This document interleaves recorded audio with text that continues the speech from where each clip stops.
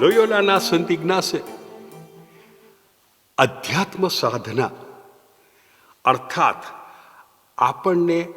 આપણા સાચા જીવનમાં આગળ લઈ જવા,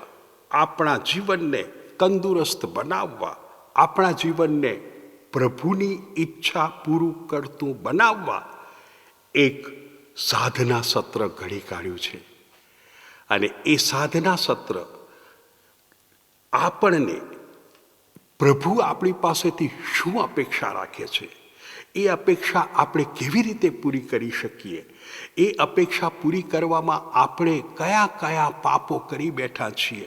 એ પાપોમાંથી આપણે કેવી રીતે મુક્ત થઈ શકીએ છીએ, એ મુક્ત થયા પછી આપણે પ્રભુના પ્રેમમાં કેવા તરબોળ બની શકીએ છીએ, અને પ્રેમમાં તરબોળ બનેલા આપણે કેવી રીતે પ્રભુની સાથે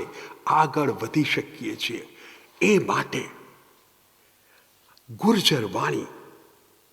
8 દિવસનું એક સત્ર શરૂ કરે છે. અધ્યાત્મ સાધના 8 દિવસની લાભ લેજો અને પ્રભુની ઈચ્છા મુજબ જીવવામાં તમને, મને, આપણ સૌને સરળતા અને સફળતા મળશે.